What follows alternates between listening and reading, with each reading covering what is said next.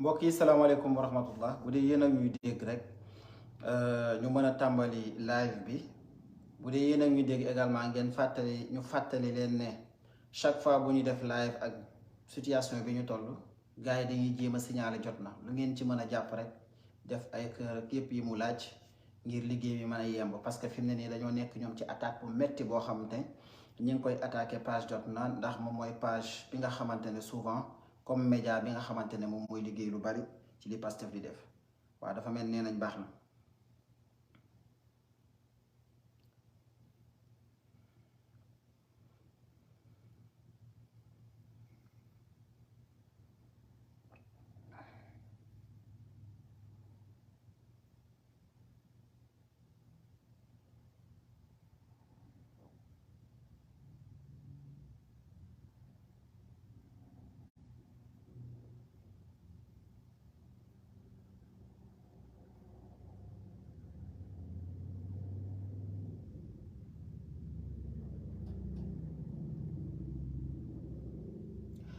mbokk yi dañoo ñëw ngir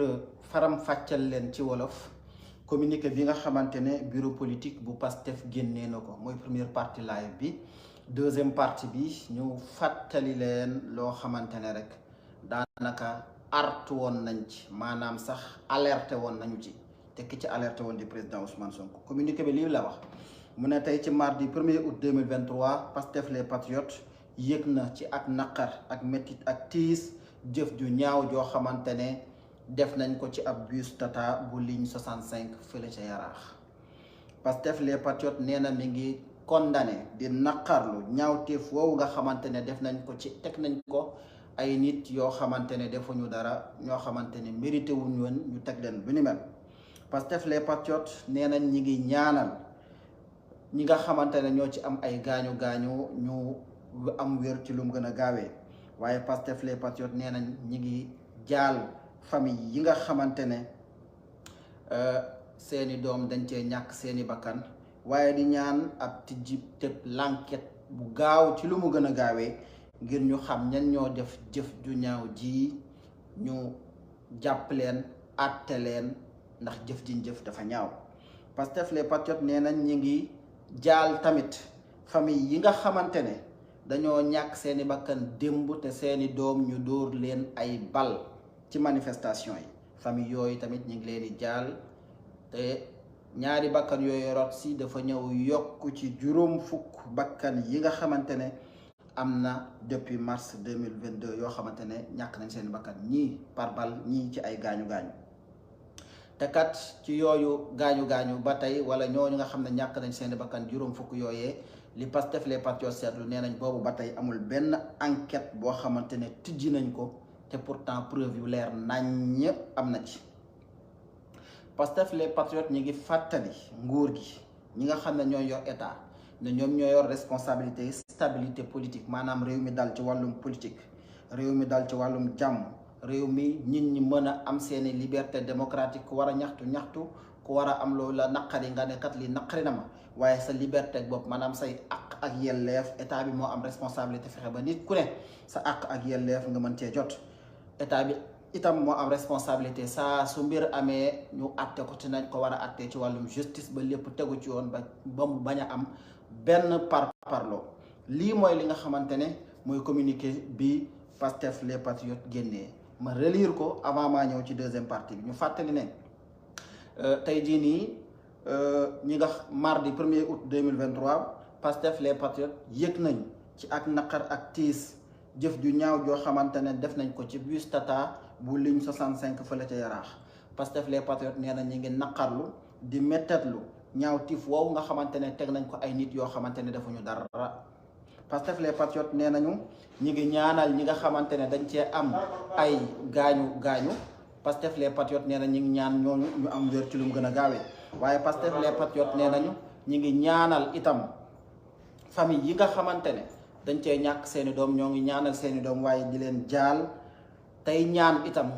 ab l'enquête bu leer nañ bu amul farloo ñu tijju ko ci lu mu gën a gaawee ba xam ñu def jëf ju ñaaw joojee ñu mën leen a jàpp àtte leen Pastef les patriotes nee nañu ñu ngi ñaanal famille yi nga xam ne itam dañoo ñàkk seen bakkan famille yi nga xamante ne seeni doom dóor nañ leen ay bal démb ñu ñëw yokk ci juróom fukk yi nga xamante ne dee nañu depuis mars 2022 Pastef les Patriotes nee nañu ñooñu ñu ngi leen di ñaanal te ci juróom fukk yooyu am ñoo xamante ne ci ay gaañu la am ñoo xamante ne pay bal la am ñoo xamante ne ay torture la te loolu ba tey amul ab àtte amul ab enquête donte preuve yaa ngi fi Pastef les Patriotes nee nañu ñu ngi fàttali ñi nga xamante ne ñoom ñooy nguur gi ne moom moo am responsabilité réew mi jàmm moo am responsabilité réew mi am dal moo am responsabilité réew mi démocratie dox moo am responsabilité réew mi ku ci nekk sa àq ak yelleef nga amee ko doxal ko na nga xamante ne noonu nga ko bëggee parce que loolu mooy li nga xamante ne moom mooy ak nguur Pastef les Patriotes nee nañ état bi moo am responsabilité lépp loo xamante ne lu ñu war a àtte la lu ñu war a leeral ñu leeral ko ci ak jàmm ak salaam te mu bañ a am benn parparloo lii mooy li nga xamante ne moom mooy communiqué bi Pastef les Patriotes yëkkati génnee ko tey ñu gis bi nga xamante ne parce que lii mooy deuxième partie bi du yàgg sax ñu gis bi nga xamante ne ñaawteef woowu am na fële ca Yaraax ministère de l'intérieur ñoom ñuy daw gaaw di wax naan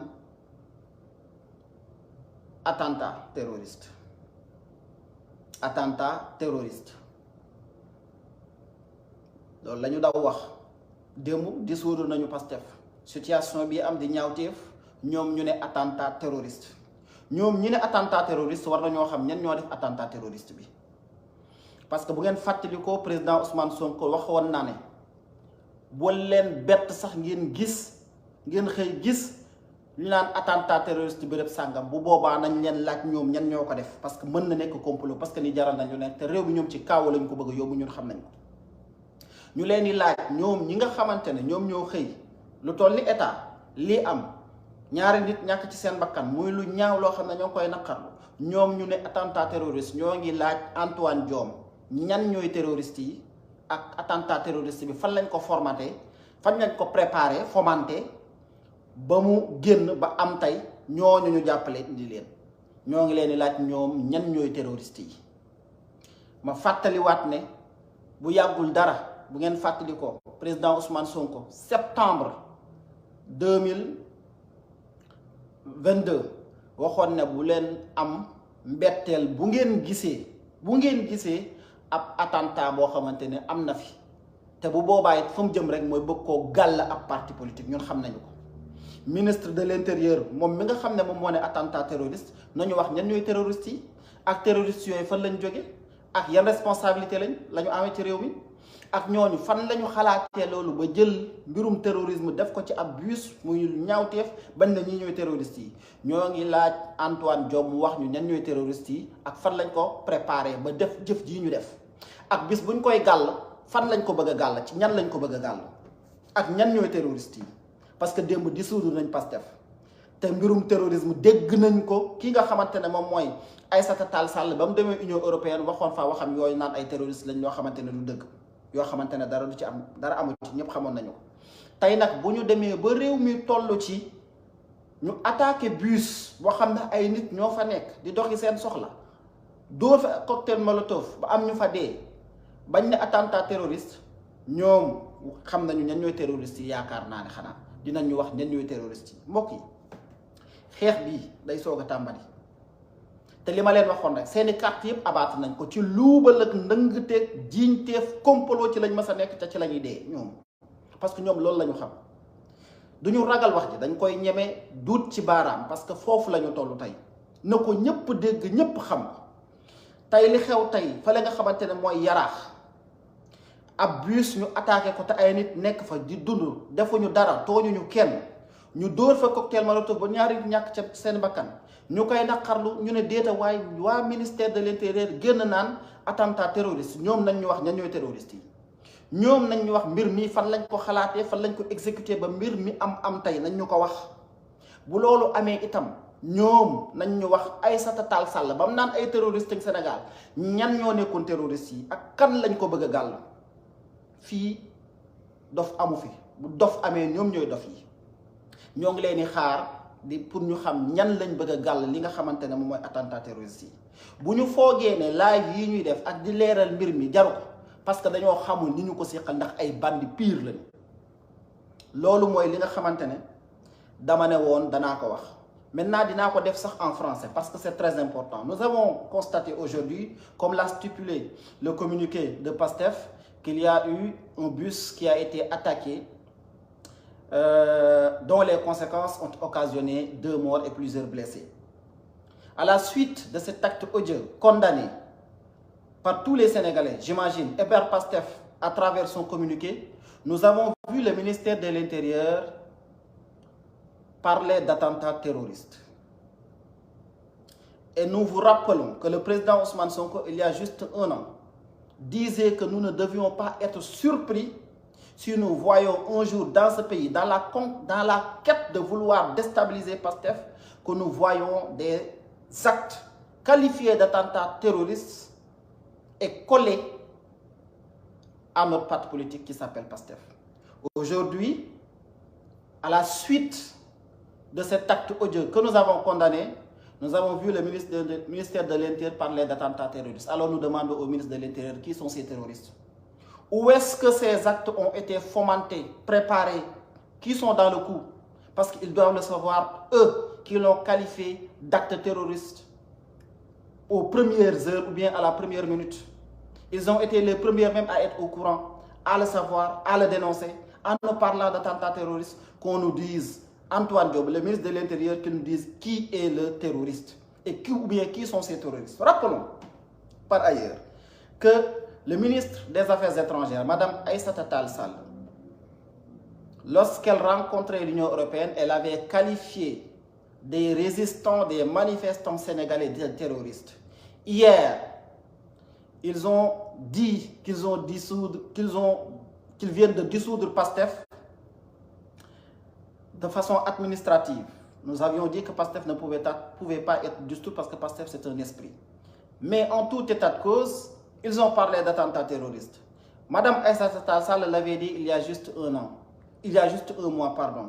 En ce moment, ils nous parlent d'attentats terroristes, donc eux, ils doivent savoir qui sont ces terroristes. Qui sont ces terroristes? Qui sont les auteurs de ces actes qu'ils qualifient de terroristes? Parce qu'ils le savent, eux. Je le suppose. Où est-ce que ceci a été fomenté? Où est-ce que ceci a été préparé? Est-ce un complot contre un parti politique? Parce que nous savons là où ils veulent aller. Ils nous parlent de complot, de terrorisme maintenant. Souvenez-vous, il y a juste 2 ans, ils avaient mis en place une loi qui disqualifierait tout parti politique lorsque l'on parlerait d'attentats terroristes. Et hier, ils ont fait ce que nous avons tous constaté en espérant dissoudre PASTEF, éliminer PASTEF de l'espace politique. Maintenant, ils n'ont pas d'alibi parce que l'acte a été condamné par tout le monde. Il fallait qu'ils créent un alibi. Est-ce que ce qui a été posé aujourd'hui à Yarach à travers le bus Tata, est-ce que ceci n'est pas un alibi pour essayer d'expliquer l'acte qu'ils ont posé hier en essayant de dissoudre PASTEF? Ce sont des interrogations que nous posons.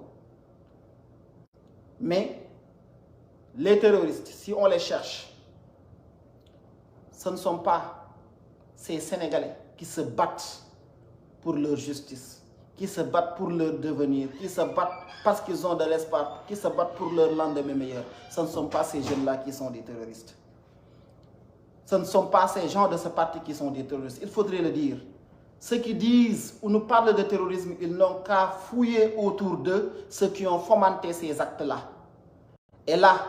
nous trouverons réellement qui sont ces terroristes. Et là, nous saurons pourquoi cet acte ou bien ces actes ont été qualifiés sur le champ de terrorisme en essayant de vouloir le coller à un parti politique qu'ils ont dit d'où hier. C'est ça leur objectif. C'est ça qu'ils veulent nous faire croire. C'est ça qu'ils veulent nous faire comprendre. Ce sont des mensonges. Et nous le savons.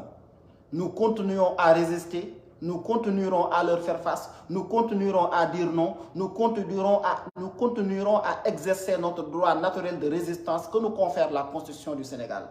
mbokk yi lii mooy li nga xamante ne lañ ne woon nañ leen ko indil ñu xam ne jëf ji ñu jëf yëpp da am fu mu jëm am fu ñu ko bëgg a jëmale parce que kaawa lañ bëgg ci réew mi te loolu duñ ko nangu dañuy continuer suñu xeex continuer suñu résistance continuer wax déet su ko jaree continuer xeex ngir justice am ci réew mi continuer xeex ngir réew mi mën a baax réew mi mën a changer ndaxte ñun ñoo ko mën a changer ñun ñi nga xamante ne ñooy doomi réew mi waaye nag xeex boobu dañ ci ànd ak doomi réew mi amul benn intérêt bu ñuy am di attaque kenn képp koo xamante ne sénégalais nga defuloo dara ñu lay attaqué gisuñu njariñ li waaye ñi nga xam ne ñoom ñoo waxi terrorisme war nañ ñoo trouver gisal ñu waxal ñu ñan ñooy terroristes yi jërë ngeen jëf di leen jox dig daje incha allah su amee yeneen information yoo xam ne jàpp nañu waras na koo waxtaanee.